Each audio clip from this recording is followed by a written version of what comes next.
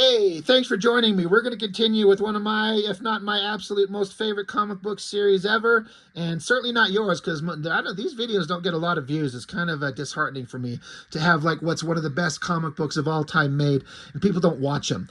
This one's for my boy Latik Curry.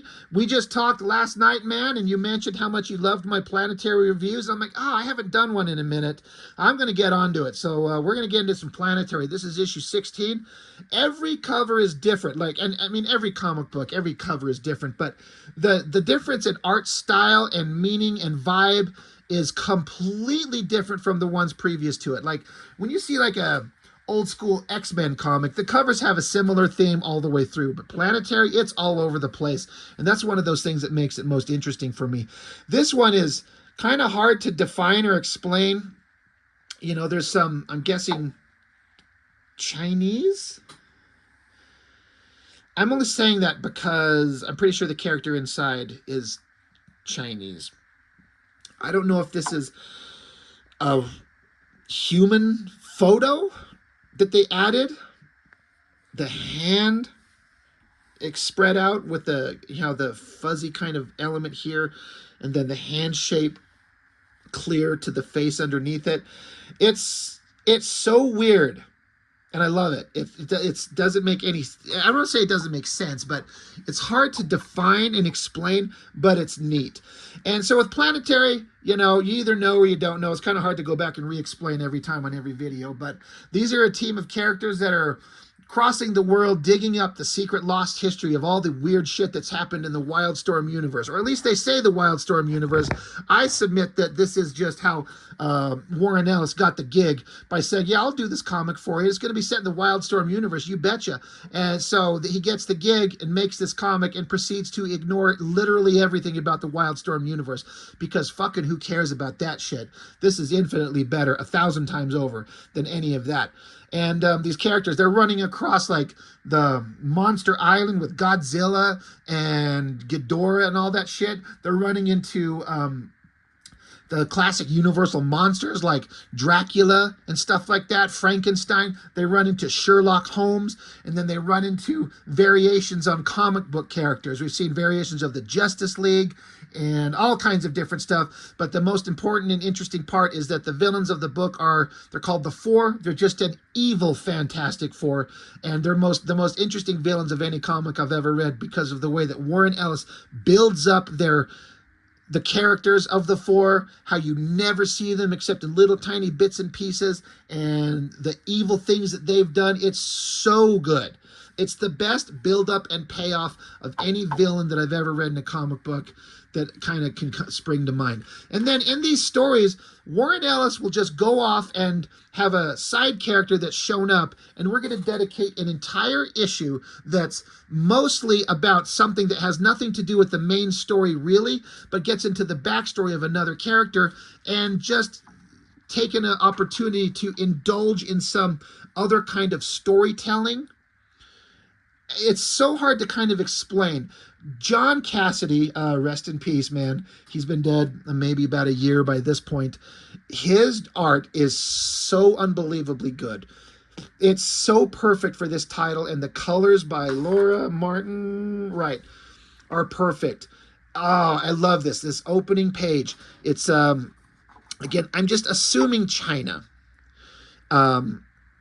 Buildings, great moody coloring, these silhouette trees up front, cut to inside of a building. Here's an Asian woman next to a candle, and look at this beautiful shot as she turns to look at like us.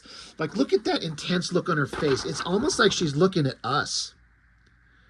It's so interesting.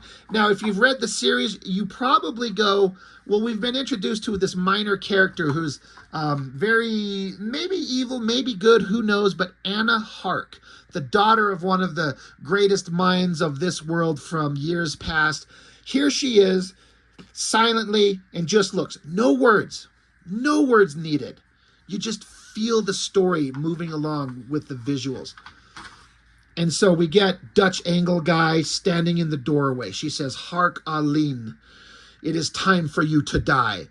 And she says, "You are braver than I thought, Lo, to stand there alone when you say that to me." He says, pretty Aline, bravery does not come into it. Your Night Forest school of martial art is over, as are you. He continues to say, I require only the secret of the Night Star's attack. Your students died before revealing it. I suspect you arranged it so. She says, Lo, you must understand, if you live tonight, then China, there you go, China will enter a great darkness. I know this. This is why I built my school. The warriors of the Night Forest are trained to see that the sun will always come up. You must die.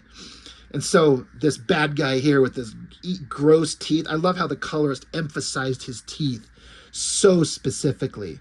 Like, I'm guessing maybe they're metal, maybe. He says, come then, little Aline. Look at this shot of her. So intense. So with this little candle that Hark has, she reaches her finger out and touches the flame and then pulls her finger away. A string of flame follows her, and then she slices it, like swooshes it around her, and just creates a giant wall of flame. So magic? Maybe? She says, my name is Hark. Bad guy, Lo, puts his hands up and kind of across, blocking himself from the heat, the flame, the light. And from behind the flame, giant martial arts shot of her come flying at him, foot forward, kicks him, sends him flying out of the building here. Look at these shots. This shot of the guy getting sent back, exploding like green energy everywhere, the tilted Dutch angle, the rendering on the loose, billowing clothes, the silent action. I cannot tell you how much I love this stuff. It's so good. So I'm getting the feeling like, okay, this is probably like an homage to like those certain types of old silent, maybe not silent, but maybe, I don't know, old martial art movies. Because all this stuff back here of like, your forest school of martial arts is over. I require only the secret of the Night Star attack. Like, that is like cheesy old school martial art movie bullshit, and I love it. Kicks him out of the door. I can't tell you how much I love this page, especially that panel. So good. And then it just gets better. Silent, minus one little word that they say. Bad guy Lo is on the ground. Flames are dropping all around him. Silently, he looks up, and then there's Hark. Anna Hark is her name, jumping in an upside down reverse perfect pose. Her foot is in the air, pointed, and she lands, and you can tell that she arcs it over and around, coming towards the guy, and puts her foot straight through the rock as he dives out of the way. Like, she put her foot through the rock. He punches at her as she leaps out of the way. They both kind of stand and pause for half a moment. They leap into the air in a silent, great shot. She just, like, the word that she's sounding here is like, hup.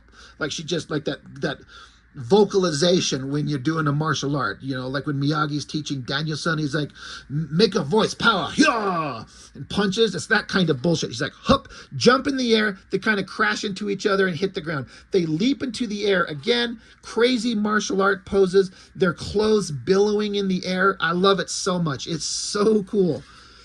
Jumping into the air.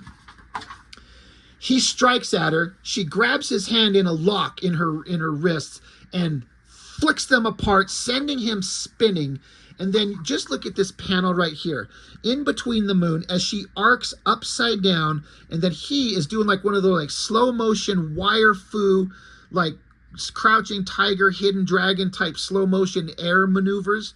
I love that panel so much as they're just like jumping through the air, because she, you know, blocked his shot, flipped him in a circle. As he's spinning, she arcs upside down. Look at that shot there. And in that lower panel, giant upper kick, heel to the jaw, sending him flying. Beautiful, perfect. Coloring is so perfect. All in this kind of warm tone to set the mood and the environment. Sending the bad guy, like literally, now they're at because they're at a beach next to water. And so it sends him across the water. So he's kind of up to his upper body in water. Here comes Hark running across the water itself. And then she kicks the water, sending little droplets like razor bullets across his face, cutting him, making him bleed. Using water as a weapon. And she's using her whatever ability she has to just float above the water, just barely touching the water. She says to him, "You scum, you want to know the secret of the Night Star's attack? Let me teach you." So she stands there hovering above him, a welling up of light from in the water. She raises her hand in the air and it becomes kind of a glowing claw. She plunges it down into the water. The bad guy Lo says, "Please, no." Love that evil shot of his face, his weird, gross teeth again. Like, look at the rendering and the way he does these faces. So good. Burst of light, burst of energy, and out from underneath the water comes some kind of energy dragon. Just lifting him in the air. Silent. No words, no sound effects anywhere. This is how I like my comics to be. I don't need sound effects anywhere. I don't need a giant whoosh and a screaming and a bunch of text boxes telling us nothing. It's all silent and it's perfect. Perfect. And then we cut to, got an ad in the middle of the book. That was obviously way in the past. Here she is again, modern day. John Cassidy loves his Dutch angles, and it works. It's just so disorienting and just kind of makes you feel off kilter, and it immediately establishes off balance and a weird mood. And she's just silently staring at us. And she says, "There will always be a Hark to ensure that the sun comes up." That is what Hark Aline said then, having preserved the Night Forest School, China's secret heart. There will always be a Hark to ensure that the sun comes up. And here I am. So I don't know if it's implying that this is the girl from before, or if it's like it's her ancestor. It could be either way, because she does say here a little bit later in the book that she ages slowly, projecting her lifespan to be something like 300 years, like 3 centuries. So it could be her. I'm actually kind of thinking, I've just kind of actually always assumed it was her, but it may not be. I might actually be wrong on that. But it's the idea of like her family lineage has been doing this forever. Her ancestors did this, and here she is still. So she's here saying, "I am not afraid of you, Mr. Snow." And so here's Elijah Snow, the lead character of the book, and he's telling her, "Nor should you be, Ms. Hark. I come as a friend." She says, "The ghost of the 20th century comes to me as a friend. How amusing. My father knew of you, you know. He detected your hand in various events in the 1930s. And he says, "Of course he did. He owned at least one of my planetary guides. You didn't know that?" And she says, "This does not matter to me." So she's very like controlled, rigid, powerful, and not interested in playing games with anybody. But Elijah Snow's he's no one to be trifled with. So he continues, because she says, "That doesn't interest me. I don't care about that." And he's like, "Oh, I think it does. You see, a planetary guide was found within 30 feet of his skeleton, like her father's skeleton." And that story was told, I think, in the very first issue of Planetary. He says, "Oh, that's right. You never learned yet how your father died." And she's like, "How do you know that?" He says, "James Wilder told me. Your errant, personal, private detective? Good man. He told me where you were, too, and how to obtain an audience with you. My people are in the building, by the way, just in case."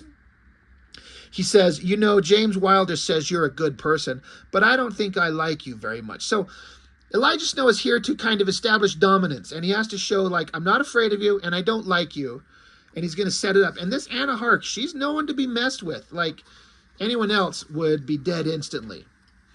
But she says, "My father, you say you know of his death." So he tells her that he tells her that he knows how her father died. And this is extremely important to her.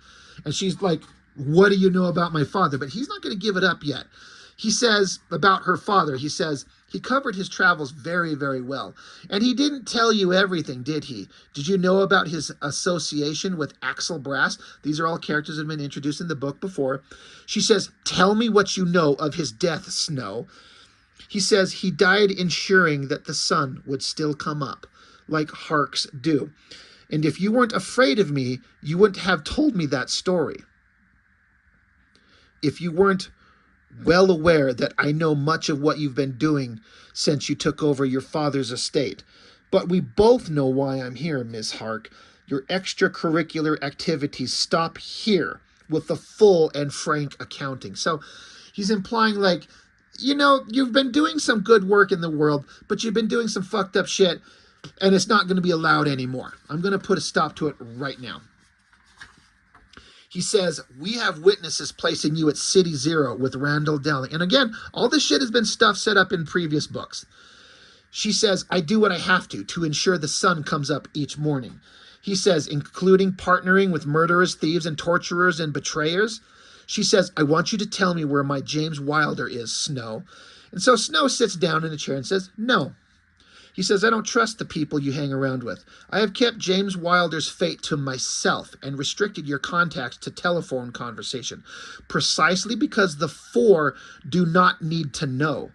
He says, I come as a friend, but you need to renounce your old friends first.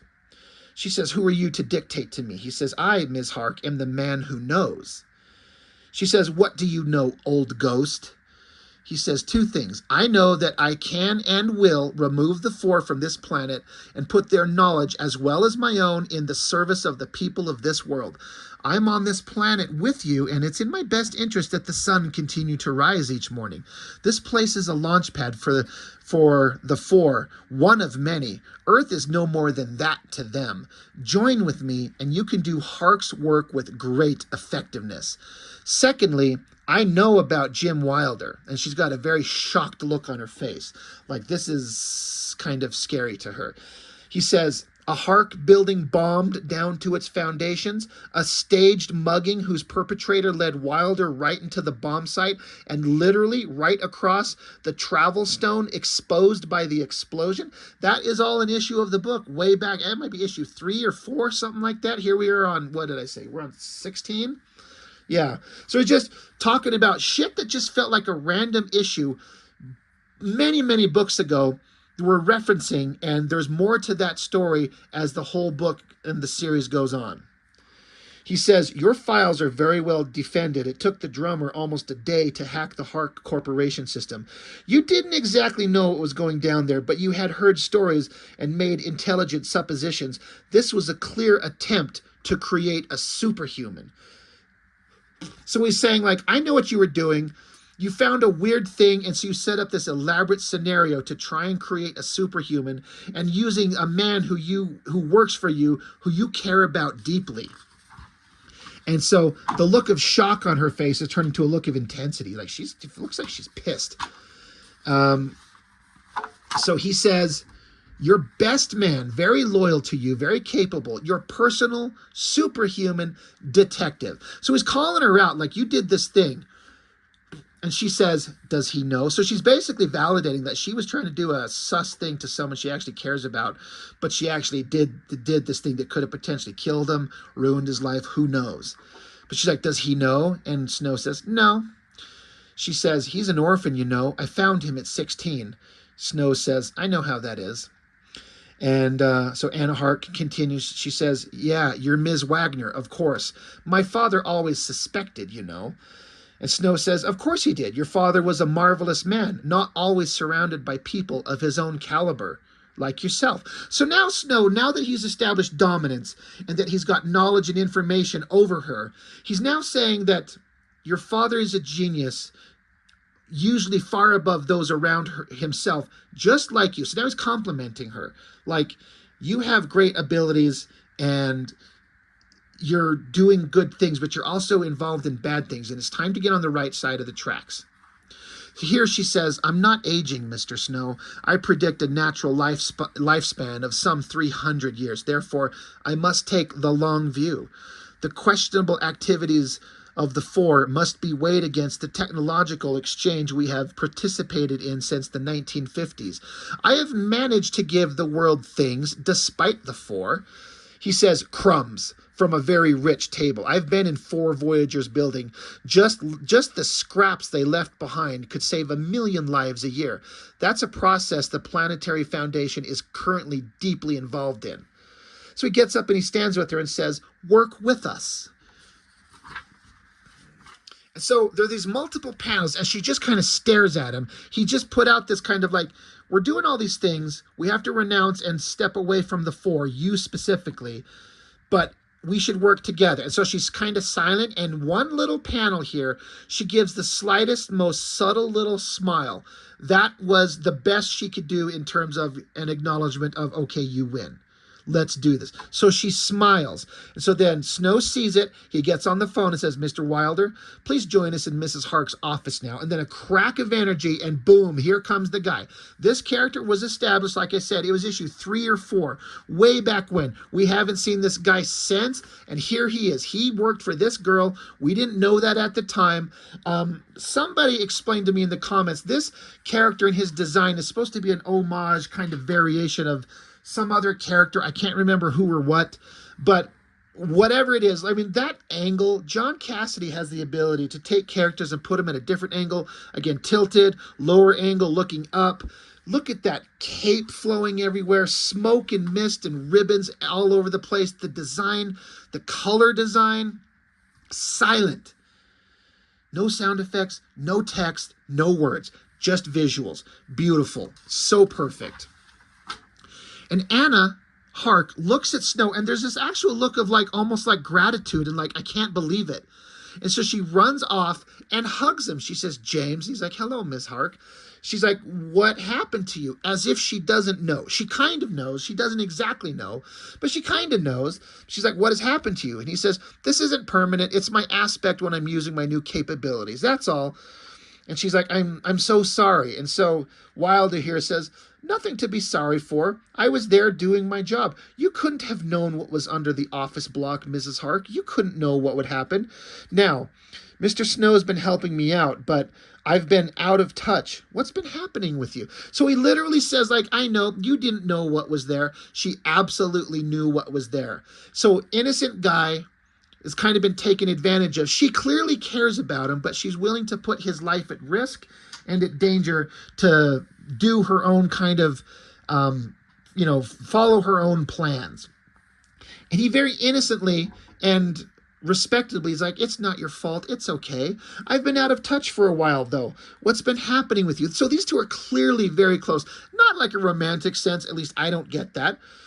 Maybe. I don't know. But there's clearly caring between them, and Snow brought them back together, got her off the side of the 4, got her on his side. His plans are coming together. He's making small moves to defeat the bad guys, and we just end with a splash page of Snow just standing there, again, tilted angle, hands in his pocket, a look of contentment as in the reflection on the glass. We see the silhouette of Hark and Wilder just talking. He brought them together. He bettered his situation in the dramatic storyline that he's involved in. No words, no text, no dialogue, nothing. Just silent visuals. And then the title of the story called Hark, written by Warren Ellis, art by John Cassidy, coloring by Laura Martin, lettering by Richard Starking. I can't tell you, if you can't tell from my passion and excitement, I love this book so much. Not just this issue, but every one of these. It's brilliant. And this issue especially had such neat stuff. There's literally only one issue we get towards the end where I'm like, what a fucking boring waste of time this was. I still don't get the point of it. It actually pisses me off. But it'll be a while before we get to that one. It's something like issue 25 or something like that, 26. Oh my God. But every other issue of Planetary, there's always something interesting. And I can't get over how much I love it. It's so fantastic. I don't know what else to say. Fantastic comic on every level. So that's all I've got for this one. Go pick up this series if you haven't. I don't think you'll be disappointed. It's fantastic. And again, Latique Curry, thanks for kind of reminding me that I need to get the video of this thing up. I love that you love it, and I like that I'm able to kind of share this work and let anybody else get to experience it. It's one of the best comic books ever made, in my opinion. So that's all I've got for this one. Thanks for joining me. I really appreciate it. I'll see you next time.